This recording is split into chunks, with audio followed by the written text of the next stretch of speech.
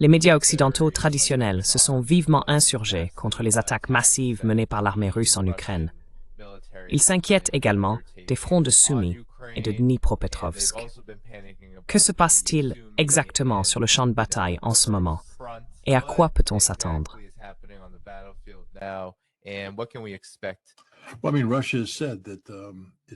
Eh bien, je veux dire, la Russie a déclaré que, Vladimir Poutine aurait eu une conversation avec Emmanuel Macron, et il a dit que, même si la Russie n'est pas opposée à une issue négociée, elle devra tenir compte des réalités, y compris la réalité territoriale. Et la réalité territoriale est la suivante. À l'heure actuelle, les exigences de la Russie sont que les 4 territoires de la Novorossia, Kherson, Zaporizhia, Donetsk et Luhansk, dans leur totalité, appartiennent à la Russie. Et la Russie les occupera tous, y compris la rive droite de Kherson. Et en raison des actions néfastes des Ukrainiens, la Russie créera une zone tampon de taille appropriée. Et ce que nous voyons se produire à Sumy et à Dnipropetrovsk, c'est la Russie qui agit en ce sens, c'est-à-dire qu'elle avancera jusqu'à avoir créé une zone tampon entre ce qu'il restera de l'Ukraine souveraine et la mer Russie. L'Ukraine ne sera pas autorisée à avoir une frontière commune avec la Russie, parce que l'Ukraine a attaqué la Russie et la Russie ne permettra pas que cela se reproduise. C'est la réalité, et c'est ce que la Russie met en œuvre. Lors de sa conversation avec le président Macron, Poutine a dit la même chose. Nous allons traiter les causes profondes de ce conflit. Et l'une des causes profondes est bien sûr le comportement de l'Ukraine, son statut de membre de facto de l'OTAN. Et cela sera inversé. Donc je pense que nous allons voir des avancées dans ce sens. Mais la Russie ne va pas sacrifier inutilement des vies humaines. Elle n'en a pas besoin.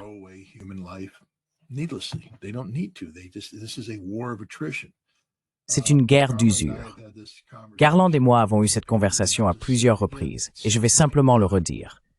À un moment donné, il y aura un moment culminant où la capacité de l'Ukraine à maintenir une défense cohérente sur l'ensemble du front diminuera jusqu'à atteindre 0, et vous assisterez à un effondrement.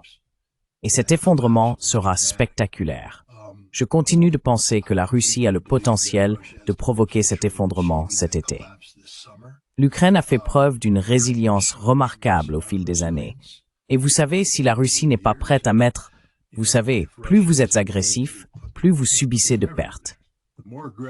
Actuellement, la Russie a trouvé une formule gagnante qui minimise les pertes russes et maximise les pertes ukrainiennes. Et la Russie n'a pas montré de volonté de changer cela. Mais si la Russie décide d'appuyer sur l'accélérateur, elle peut précipiter l'effondrement, car cela créerait une équation mathématique dans laquelle les Ukrainiens perdent des ressources à un rythme bien supérieur à celui auquel elles peuvent être remplacées.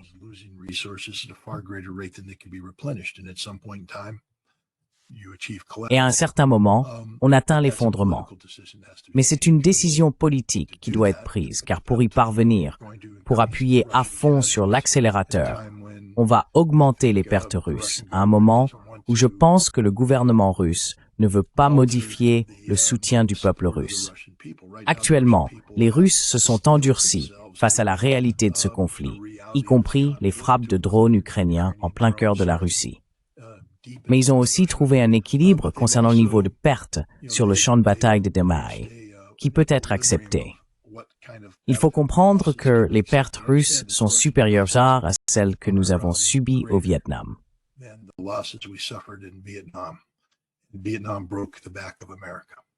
Le Vietnam a brisé l'Amérique.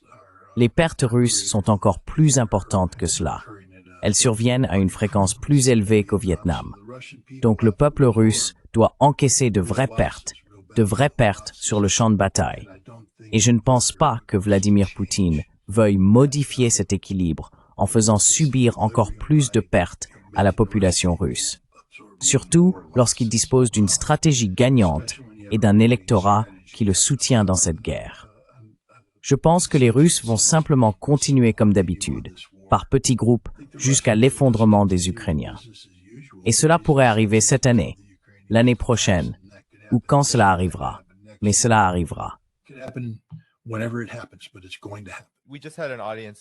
Nous venons d'entendre un membre du public dire que nous nous sommes trompés au sujet de l'Ukraine, qu'ils ont été bien plus difficiles à vaincre que ce que nous disions, et que la Russie subit des pertes énormes. Quelle est votre réponse à cela?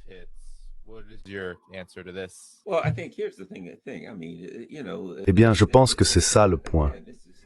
Je veux dire, vous savez, ce n'est pas, encore une fois, ce n'est pas le Yémen. C'est l'armée proxy de l'OTAN la plus puissante jamais créée. Et à mon avis, la Russie l'a détruite 2 à 3 fois. En même temps, la Russie a démilitarisé l'OTAN dans le sens où la Russie, je ne sais pas si c'est intentionnel, mais dans leur façon de combattre, qui est très lente, très prudente et continue, je pense qu'ils ont démilitarisé l'OTAN. Ils ont été très efficaces. Je veux dire, c'était une armée d'1 million d'hommes, et ils n'ont cessé d'ajouter des effectifs tout au long.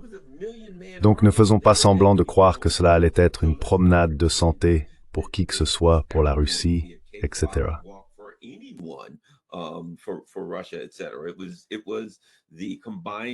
C'était toute la puissance combinée de l'OTAN, concentrée et focalisée sur la Russie en même temps.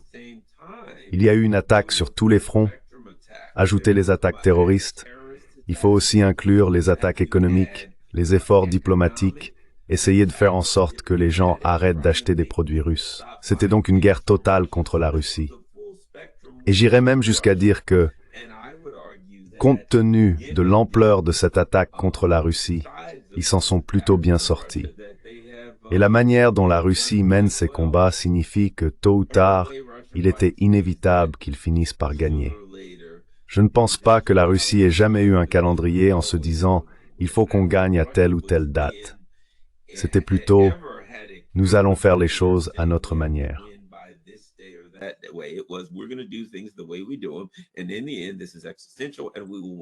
Et au final, c'est existentiel et nous allons gagner. Je pense aussi que vous savez, à titre d'exemple, soi-disant les présidents Poutine et Trump se sont parlé aujourd'hui, et Trump a refait le coup habituel, vous savez, comme Macron. Quand est-ce qu'on peut obtenir une sorte de cessez-le-feu? Et apparemment, le président Poutine a simplement réitéré ce qu'il a toujours dit. Écoutez, il faut s'attaquer aux problèmes de fond, car ce sont ces problèmes qui rendent la situation existentielle pour la Russie. Et le véritable problème de fond, c'est que l'OTAN a toujours été un mécanisme pour détruire la Russie, afin que les pays de l'OTAN puissent entrer, prendre la Russie, la diviser en morceaux, se la partager et s'emparer de toutes ses ressources naturelles. La Russie le sait? Je le sais. Vous le savez aussi. Et la Russie sait que cela n'arrivera tout simplement pas. Donc je pense qu'au final, ce que nous voyons ici, c'est, je dois ajouter ceci.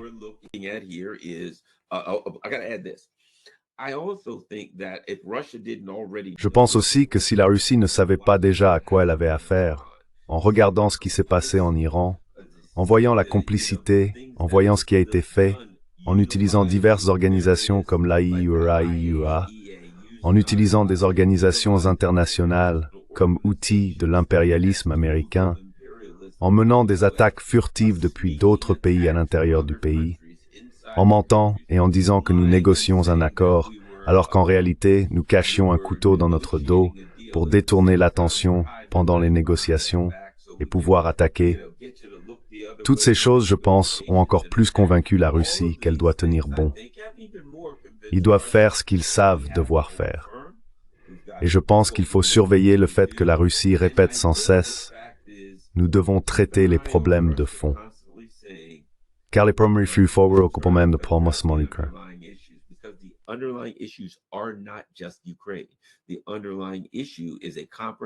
Le problème de fond est un accord de sécurité globale avec l'Europe qui inclut, comme ils l'ont dit dès le début, le retrait de l'infrastructure militaire de l'OTAN de leurs frontières.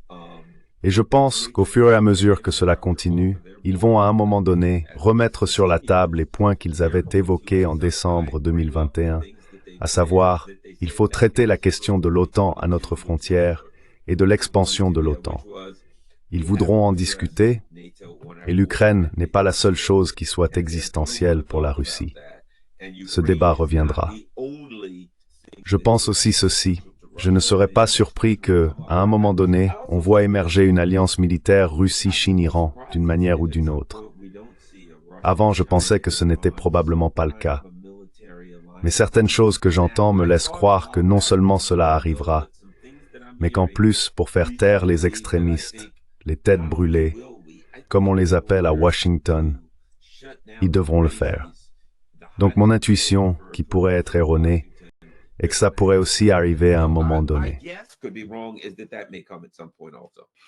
Eh bien, je veux dire, pourriez-vous lire la question dans son intégralité pour que je comprenne? Bien sûr, bien sûr, bien sûr. Donc ici, il est écrit « Je viens en paix, mais vous vous êtes trompé sur l'Ukraine sans arrêt. Il semble bien plus difficile à vaincre que prévu. La Russie a aussi subi de lourdes pertes. »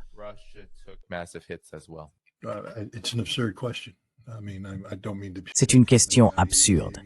Je veux dire, je ne veux pas m'en prendre à ce type. Il vous a donné 5 livres et 99 pences. Donc, j'espère qu'il continuera à soutenir votre cause.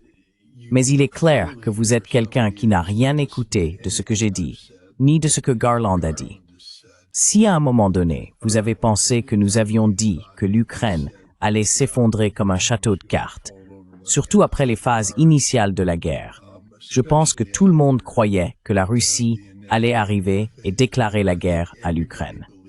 Si la Russie avait déclaré la guerre à l'Ukraine, cette guerre serait terminée. Mais encore une fois, c'est quelque chose que votre question n'aborde pas. Ni France ont un bespreisnour spécial et une guerre.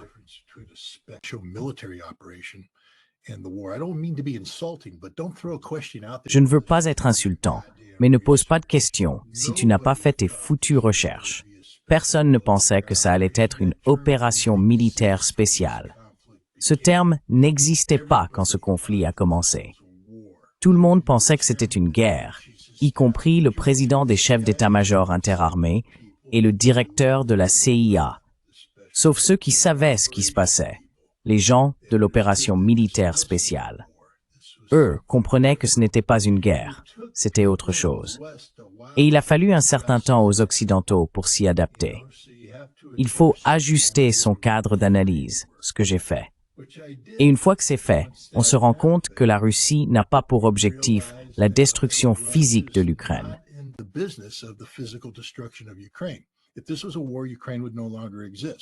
Si c'était une guerre, l'Ukraine n'existerait plus. Qu'est-ce que j'ai mal compris exactement? Peut-être le rythme des opérations. Je vous l'ai déjà dit, je suis un analyste très agressif qui croit, vous savez, à foncer à toute allure. Mais les Russes ne le font pas. Donc quand j'utilise mon cadre analytique pour faire des projections, oui, chaque fois que je me fie à un calendrier, je me trompe. Mais vous savez sur quoi je ne me suis pas trompé? Les résultats. La Russie est en train de gagner cette guerre. Je ne me suis pas trompé sur les chiffres. Les chiffres penchent totalement en faveur d'une victoire russe. Alors, où me suis-je trompé? La Russie a subi des pertes massives. C'est un terme curieux. Qu'est-ce qui est quantifiable là-dedans?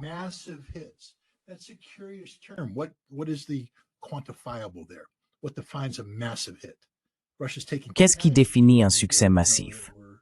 La Russie subit des pertes.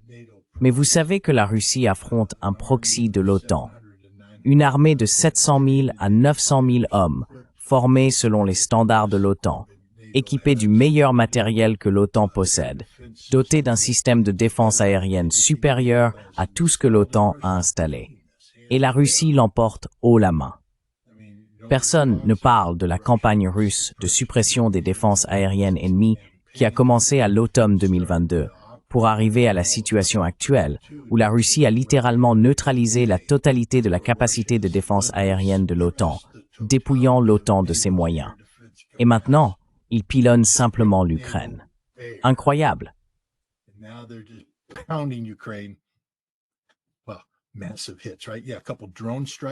Des frappes massives, vraiment? Oui.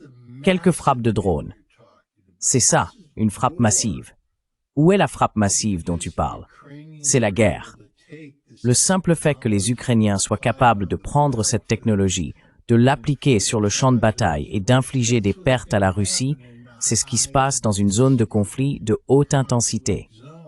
mais ne parle pas de frappe massive à moins de pouvoir le prouver. Et tu ne peux pas. Au final, l'Ukraine est utilisée comme un proxy. Je me suis pas trompé là-dessus. Depuis le tout début, j'ai dit que c'était une guerre par procuration entre l'OTAN et l'Ukraine. J'ai dit ça en mars 2022. J'ai été mis sur la liste de la mort ukrainienne pour avoir dit cela.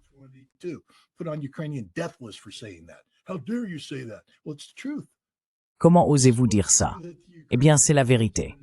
C'est tellement vrai que le ministre ukrainien de la Défense a dû sortir et l'admettre. Et maintenant, les États-Unis l'admettent aussi. Je ne me suis pas trompé là-dessus. Donc, nous parlons ici d'une guerre. Ce n'est pas un conflit entre l'Ukraine et la Russie. C'est désormais devenu un conflit entre la Russie et l'Occident collectif. Votre question en tient-elle compte? Comprenez que les Russes et leurs bases industrielles de défense produisent plus que l'ensemble de la base de défense de l'OTAN. Ce n'est pas moi qui le dis, c'est Rutte, le secrétaire général de l'OTAN, qui le dit. Me suis-je trompé là-dessus? Non, c'est une guerre.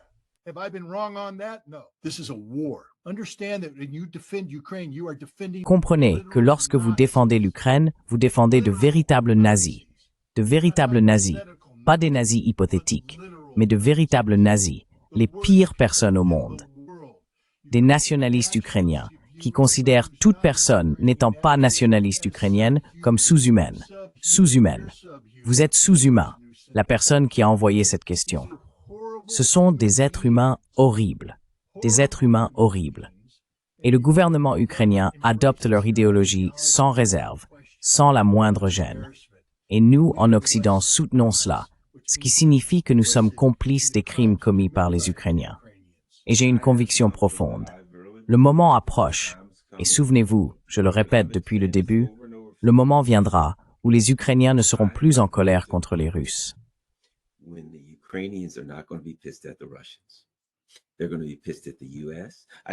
Ils vont être furieux contre les États-Unis. Je sais comment ce jeu fonctionne. À un moment donné, ils ne diront plus les Russes, ils diront « espèce d'enfoirés ». Vous nous avez menés ici, vous saviez qu'on allait se faire écraser, vous nous avez laissés là, vous nous avez jetés dans une cage avec un putain de grizzly en nous promettant de nous aider, et puis vous êtes partis, nous laissant nous faire déchiqueter par l'ours. Ils seront furieux, et ils seront armés jusqu'aux dents.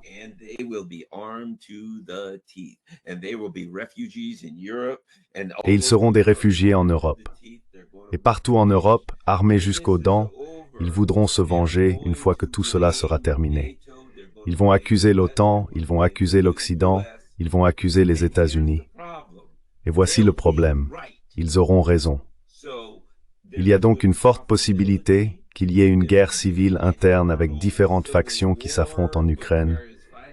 Mais au moins certaines d'entre elles, et je prédis que la faction nazie, vont s'en prendre aux gens en Europe, furieux contre les Européens. Ils prévoient, eh bien, une fois que tout cela sera terminé, que ces agents de la CIA et du MI6 poursuivent une guerre sale contre la Russie. Je pense que cette guerre sale sera dirigée contre l'Occident. Et je pense qu'ils seront furieux et qu'ils chercheront à savoir qui les a jetés dans une cage avec un ours. C'est mon avis. Je peux me tromper. Mais j'ai toujours eu le sentiment que c'est ainsi que ça se passerait.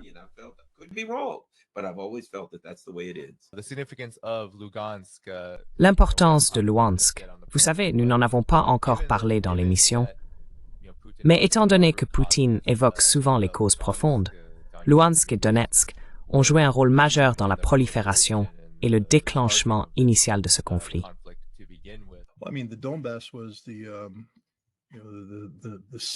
Vous savez, le centre de ce conflit, le Donbass, est le terme collectif utilisé pour désigner Donetsk et Lugansk, deux régions très densément peuplées de russophones.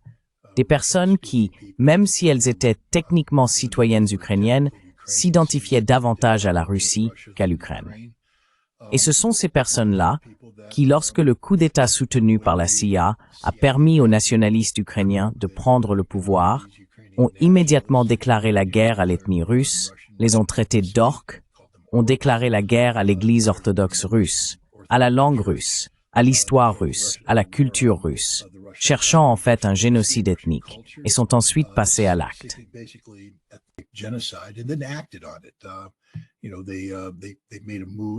Vous savez, ils ont tenté de s'emparer de la Crimée. Ils ont été stoppés net. Ensuite, ils ont fait un autre mouvement. Ils ont pris le contrôle de Mariupol. Quand on parle du viol de Mariupol, il s'agit du viol littéral, physique de Mariupol par ces nazis, ce qu'on appelle le bataillon Azov.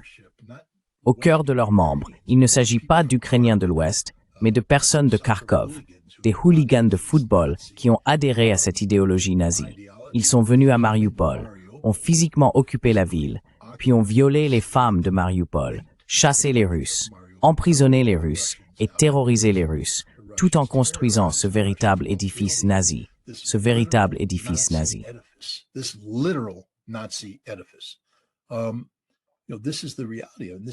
Vous savez, c'est la réalité. Et c'est contre cela que les habitants de Donetsk et de Lugansk se sont soulevés. Ils ont dit non. Maintenant, quand vous regardez la carte, comprenez qu'au début de ce conflit, la majorité de Lugansk était contrôlée par le gouvernement ukrainien. En gros, la ville de Lugansk et une partie du territoire immédiatement à l'ouest et au nord étaient sous le contrôle de la République populaire de Lugansk. Mais lorsque cette guerre a commencé, en fait, lorsque l'opération spéciale a débuté, l'axe de grande majorité de Lugansk a été rapidement prise. Nous vîmes dans le combat.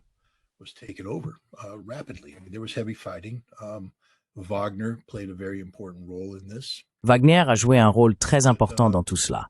Mais il y avait un coin de Luhansk qui était fortement fortifié par les Ukrainiens. Vraiment fortement. Cela faisait partie de cette immense ligne défensive que les Ukrainiens avaient construite au cours de 8 années. 14. Attendez, est-ce que je me trompe dans mes calculs? Pas 14, 8. Calcul de marin. 8 ans. Et c'était vraiment bien retranché. Et les Russes, cela n'a jamais été pris. Et c'est là que le Luhansk était strengthened.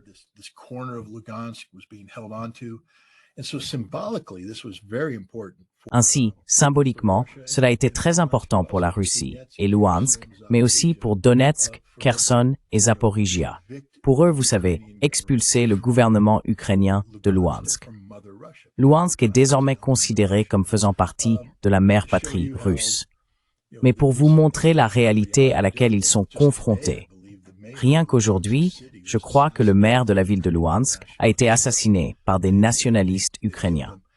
Ils ont tué les Ukrainiens maintenant parce qu'ils sont tellement en colère que les Russes aient capturé la totalité de la République de Luhansk.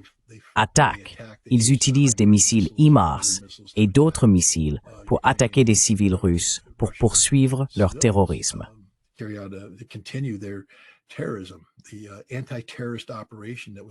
L'opération antiterroriste lancée en avril 2014 se poursuit encore aujourd'hui.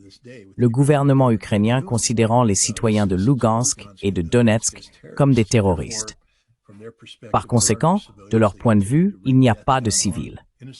Ils continuent de semer la mort sur des personnes innocentes.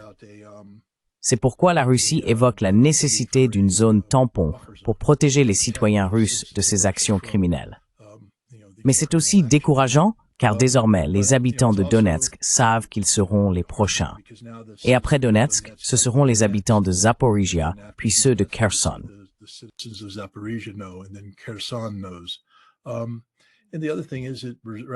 Et l'autre chose, c'est que cela représente une fatalité pour les habitants de Dnipropetrovsk, car les Russes vont établir leur zone tampon. Sumy aura une zone tampon. Et si cela continue, je peux vous garantir que les Russes étendront probablement une zone tampon jusqu'à Mykolaïv et même jusqu'à Odessa d'ici la fin de tout cela. C'est une réalité. C'est le genre de réalité dont Poutine parle. Mais maintenant, ce ne sont plus seulement des mots. Nous avons désormais des actes. Nous avons vu les Russes, en fait, libérer physiquement la totalité de l'un des 4 nouveaux territoires.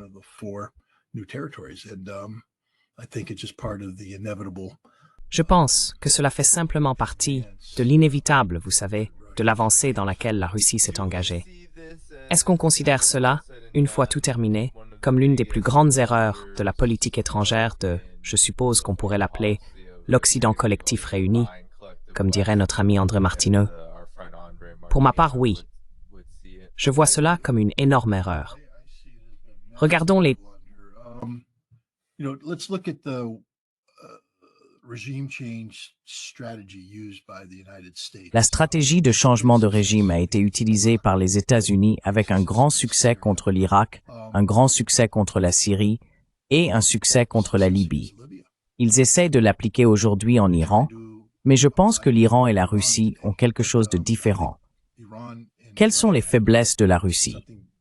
Qu'est-ce qui a rendu la Russie vulnérable au changement de régime occidental? Tout d'abord, c'était la décennie des années 90. Cette décennie a brisé l'esprit russe et poussé de nombreux Russes à fuir le concept du régime de la mère patrie. Vous savez, ils sont tombés amoureux de l'Occident et se sont détachés de la Russie. Ils étaient donc déjà attirés par cette alternative occidentale. L'Occident a presque réussi.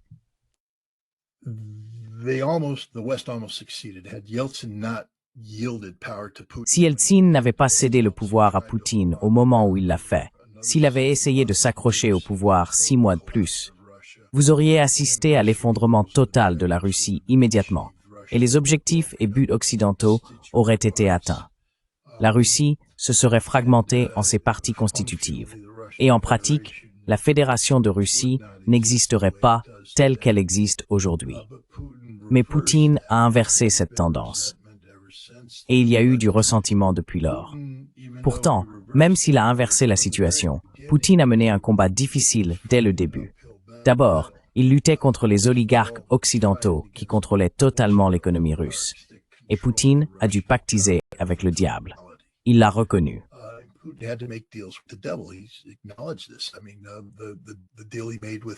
Je veux dire, l'accord qu'il a conclu avec Khodorkovsky, je pense que c'était, vous savez, un grand magnat du pétrole. Il lui a dit, tu peux garder ton argent, mais tu dois le réinvestir en Russie. Tu ne peux pas tout sortir, mais tu dois rester en dehors de la politique. Je ne peux pas permettre que ton argent s'implique dans la politique russe. Et Khodorkovsky a désobéi. Il pensait pouvoir battre Poutine à son propre jeu, et Poutine l'a fait arrêter, a fait démanteler son empire, et l'a fait reprendre par l'État russe. Mais c'était un exercice d'équilibre constant avec les oligarques. Et cela a toujours été problématique, parce qu'avec les oligarques vient la corruption. Et vous savez, il y avait de la corruption partout en Russie, et il y a toujours de la corruption partout en Russie.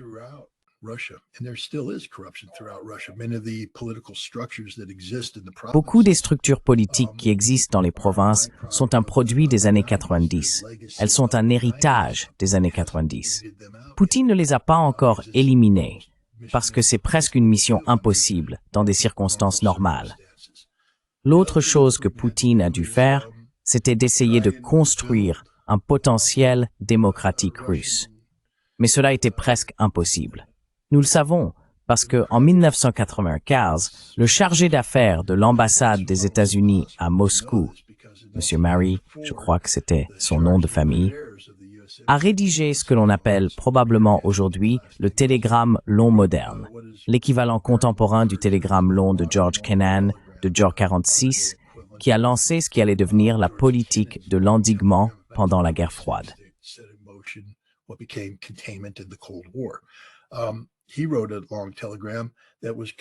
Il a rédigé un long télégramme condamnant les États-Unis pour leur soutien aveugle à Boris Eltsine. En octobre 1993, Eltsine a fait sortir des chars dans les rues pour bombarder le Parlement russe. Ce n'est pas démocratique. Et pourtant, nous avons redoublé de soutien envers Eltsine. Il a dit que nous étions en train de détruire la capacité de la Russie à construire des institutions démocratiques et que cela finirait par nous hanter. Et en effet, au moment où Eltsine est parti, il n'y avait plus d'institutions démocratiques significatives. Ce qui s'est passé, c'est qu'il y avait un certain nombre d'ONG financées par, vous savez, on me traitait de paranoïaque parce que je disais, eh bien c'est un système financé par l'USAID, la National Endowment for Democracy. On ne peut pas lui faire confiance.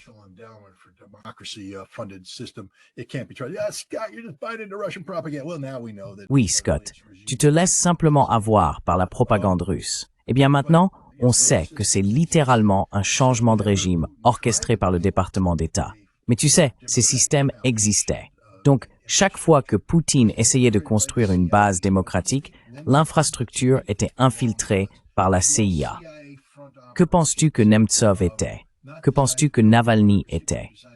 Ce sont toutes des opérations de façade de la CIA, non pas conçues pour instaurer la démocratie, mais pour faire tomber Poutine. Et donc, en conséquence, la démocratie russe est fragile, et c'est une vulnérabilité, surtout à l'approche de la période de 2022.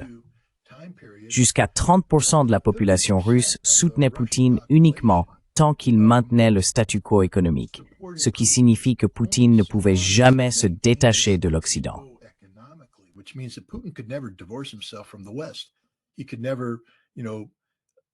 Il n'a jamais pu se débarrasser des entreprises occidentales qui s'étaient profondément implantées en Russie dans les années 90 et avaient renforcé leur position pendant les 2 premières décennies.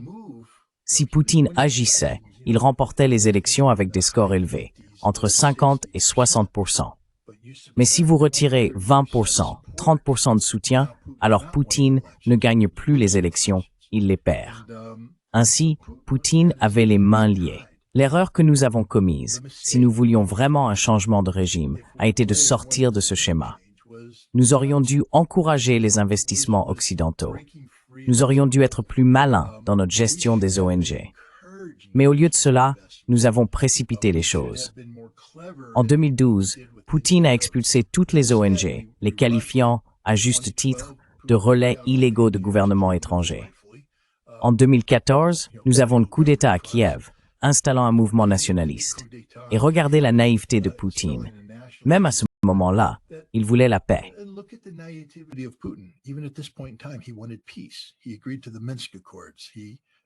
Il a accepté les accords de Minsk. Il a accepté les négociations.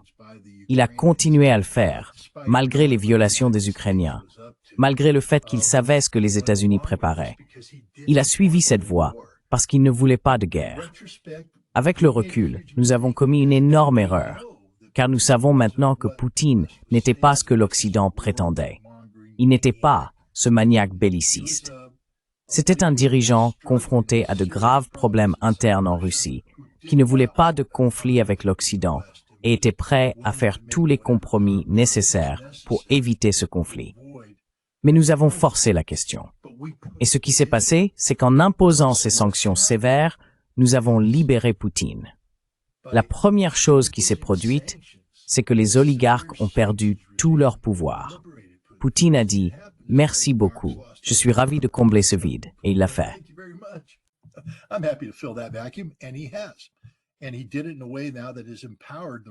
Et il l'a fait d'une manière qui a désormais renforcé la base industrielle russe, de sorte qu'ils ne sont plus prisonniers des oligarques corrompus, mais désormais, non pas prisonniers, mais serviteurs d'une fusion entre l'État et l'industrie. Il y a encore de la corruption, mais elle est en train d'être éliminée. Je veux dire, les campagnes anticorruption menées par Poutine sont en train de l'éradiquer. Ainsi, on obtient des industries qui servent l'État efficacement, plus efficacement que tout ce qui existe en Occident. Deuxièmement, en imposant les sanctions et en créant une rupture totale avec l'Occident, c'est 20 à 30% de personnes qui disaient « Nous voulons l'Occident, nous croyons en l'Occident ». D'abord, environ 1 million d'entre eux ont fui. Tous les partisans de Navalny ont fui. La plupart sont revenus parce qu'ils sont allés en Occident et se sont dit « Mon Dieu, l'Occident c'est nul » et ils sont revenus en Russie en demandant pardon.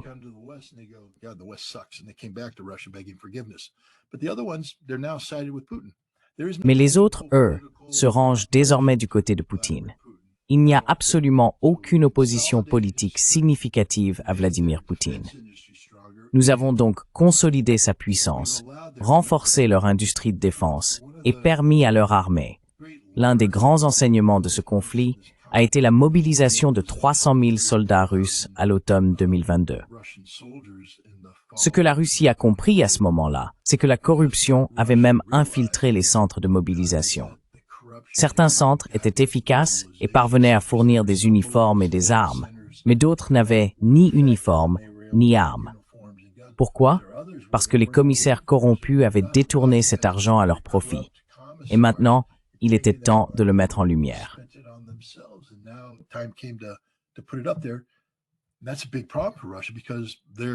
Et c'est un gros problème pour la Russie, car leur modèle de mobilisation pour faire face à une guerre contre l'OTAN repose sur la capacité de mobiliser plus d'1 million d'hommes en très peu de temps et de les envoyer sur le terrain.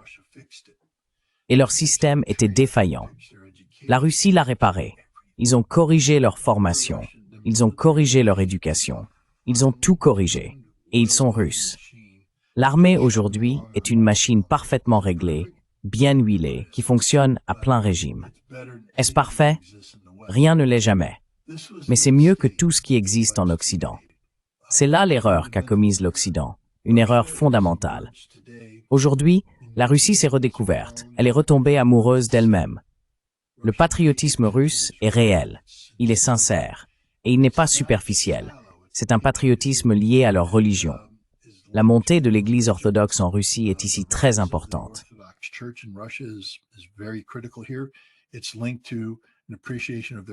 Cela est lié à une appréciation de leur culture et de leur histoire. Les éléments qui ont défini la Russie depuis plus de 1000 ans sont ceux auxquels le peuple russe croit aujourd'hui. Et ils sont plus unis que jamais, non seulement autour de la Russie, mais aussi autour de l'homme qui les dirige, Vladimir Poutine. Nous avons donc commis une erreur fatale en nous engageant dans ce conflit, car si notre but et notre objectif était d'affaiblir la Russie ou de la rendre d'une manière ou d'une autre plus conforme aux besoins, aux envies et aux désirs de l'Occident, nous avons échoué. Aujourd'hui, la Russie est totalement déconnectée de l'Occident. Elle est totalement autosuffisante et elle a créé un univers alternatif, un monde multipolaire peuplé par la Chine, l'Inde, le Brésil, presque toute l'Amérique du Sud, presque toute l'Afrique, l'Indonésie, la Malaisie et la Thaïlande.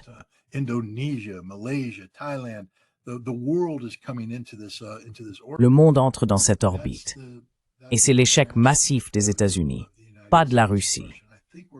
Et je pense que nous commettons la même erreur avec l'Iran. Plutôt que de profiter d'un président modéré qui était prêt à négocier et de nous infiltrer dans la société iranienne pour la faire tomber de l'intérieur, en jouant sur les penchants naturels d'un public pro-occidental, nous avons détruit toute possibilité pour un public pro-occidental de s'implanter aujourd'hui en Iran. Nous avons donné au régime théocratique un pouvoir qu'il n'avait jamais eu depuis sa fondation. Et l'Iran est aujourd'hui une nation plus forte. Nous avons donc commis là une erreur fatale, calquée en grande partie sur celle que nous avons faite avec la Russie. Pretty much modeled on the fatal mistake we made with Russia.